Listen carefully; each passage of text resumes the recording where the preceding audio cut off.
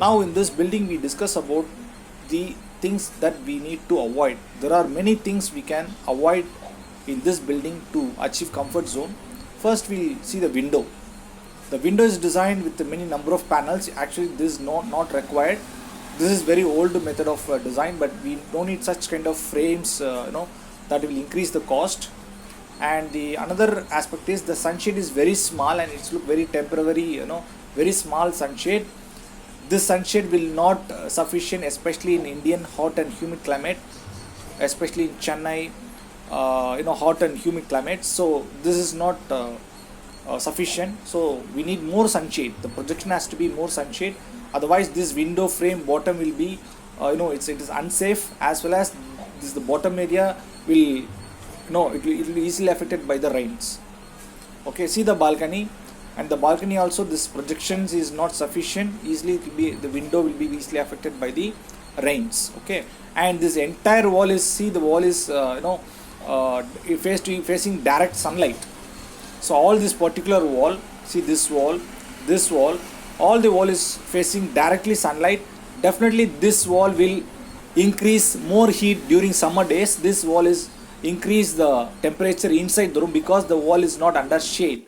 We have to maintain this particular front wall always should be in under shaded condition, so that we can maintain indoor temperature in a normal mode. Otherwise this wall will be increase more indoor temperature. Okay, so this has to be avoided. See the example. In this example, can you see this window? This window does not have any sunshade. Okay, so this is also not good in our climate. And this wall is also facing complete, this entire wall is facing towards the sunlight. So this will increase more heat inside the room after the evening time. So this has to be avoided. And the projection is not sufficient. See the projection, the roof is projected very small. This is also not sufficient. This will allow the rainwater inside this balcony. Okay, so this also has to be avoided. And this, see the portico. This portico is very open. Okay, it does not have much privacy. Okay, this has to be avoided. See this building, even this window. See this window, it's look very modern but not satisfying the as per our climatic design norms. See the window does not have any sunshade or projection, and this entire room within this space get heated by this particular wall. And see this projection, it's a very small projection. So this has to be avoided. Okay, even though it look very modern, but it is not based on, it is not satisfying our hot and humid climate. Maybe it can be used for some other climate, but it is not suitable for hot and humid climates. Okay. To achieve a better design, we should understood our climatic condition in a very basic mode, at least, to design better building. I will explain with very simple mode now. Now we discuss about this particular chart. So this particular chart is called BioClimatic Chart. So in this x-axis you can find this relative humidity.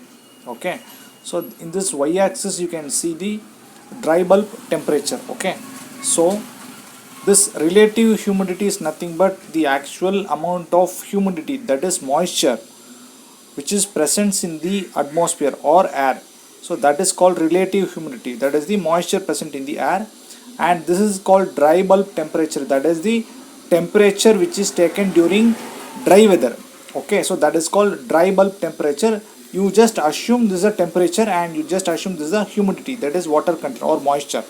Okay, say for example, in this chart we will find out whether the site is under comfortable or not. Suppose you are designing a residential building, we need to find this particular zone is called comfort zone. See this dotted area, this is comes under comfort zone. We will discuss with a simple example. Say for example, if you are located in Chennai, say for example you are located in Chennai. So I am just giving an example. The relative humidity is 60. So this is 60.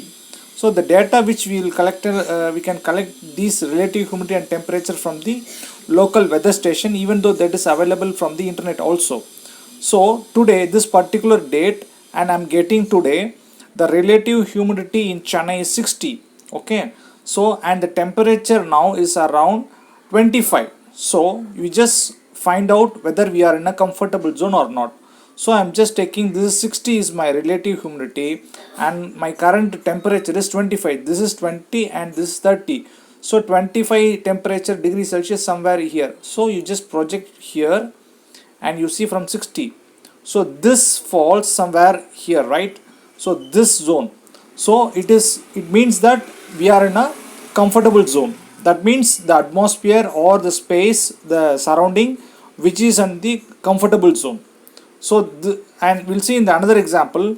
So we'll take the relative humidity is 80. So the humidity level is high and the temperature is around 30. So 80 is here and the temperature is 30 here. You just project this line, so we will come to this particular point, right?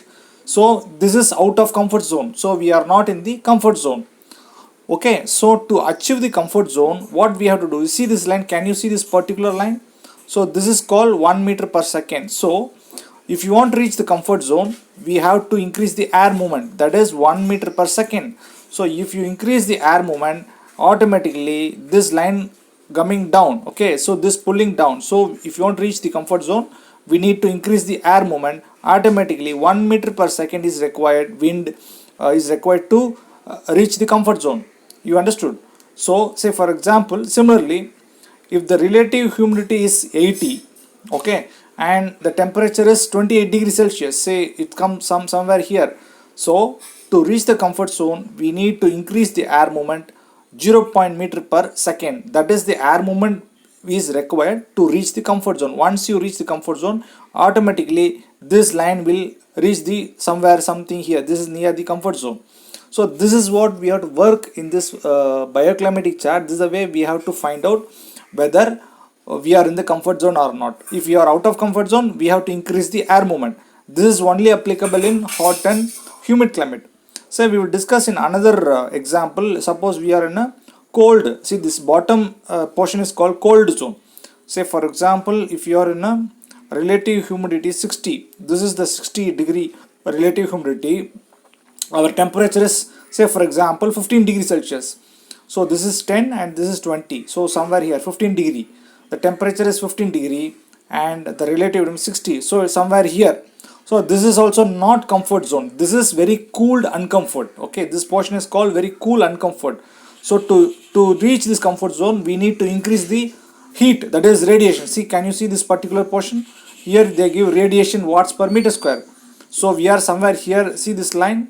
So this particular line goes to 300. So we need 300 watt per square meter radiation is required. That is heat or radiation is required. So if you increase the heat or radiation, we will reach this comfort zone. So this is called cooled uncomfort. We need to heat the space. If we heat the space, we can reach the comfort zone. So this is how we have to work by using this particular bioclimatic chart, and we can achieve the comfort zone by using natural method of designing elements such as air ventilation. Suppose if you want to increase the air movement, we have to provide more openings towards the wind direction sides, and so that we will increase the air movement. And if you want to increase the radiation, that is if you are in a cooler climate, you can increase the radiation by providing glass windows that will increase the heat inside your building. So this is the chart will be very useful for you when you're designing a climatic based design. So this chart is called bioclimatic chart. Okay. Now with the example of some good example, we can understand this chart and how we can apply into real-time design building with this new example now. In this example, you can clearly understood. See, the space is fully open. This is the simple living space, and you can see this portion and that side also very open space. So this space will give maximum air movement so that this area will be more comfortable. Suppose this area is feel uncomfortable in a very hot region. So to make a comfortable level, we have to provide more opening in the cross section and the cross walls, both walls, so that this space has good air movement and we can reach the comfort zone. Okay, this is one example. We'll see in the another example.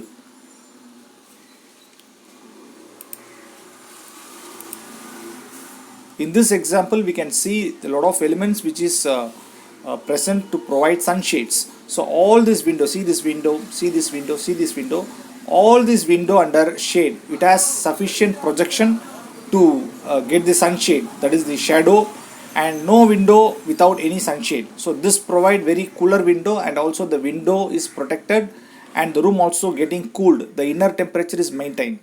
And also see all the balconies, see, you can see all the balconies which is provided by green plants. This green plants not only for aesthetic, as well as this green plants help to reduce the noise. It's act as a noise barrier or sound barrier, which is help us to reduce the noise from the road level. Okay, and see all this portico and the roof, which is has enough projected, especially this kind of design which is required in hot and humid climates. Okay, see this example also have sufficient projection. See the projection, roof is projected, and the first floor also the roof is projected, and we can find more openings. See, these kind of more openings always bring enough air movement inside the room, especially in hot and humid climates. We'll get the comfort zone without depending any mechanical or air conditioned systems.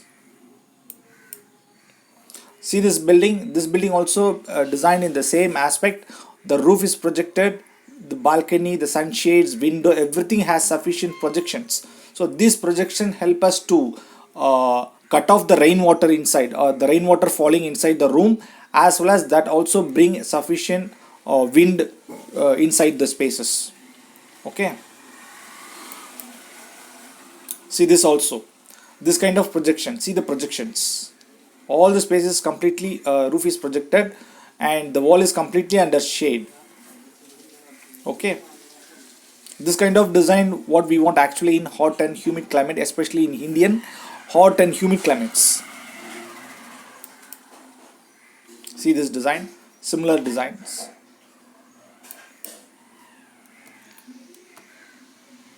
See this design, see the projections, sufficient projections, more openings. In evening time we can close this screen for our privacy. We can use this kind of curtain or screen, anything we can use inside the space for our privacy. And also we can go for a a simple minimalistic design. This kind of simple minimalistic design save more cost if you, rather than if you go for more classical building, that increase your cost and labor. I think the video will be useful for you, and you're always comment in the comment section. Thank you for watching, and thank you.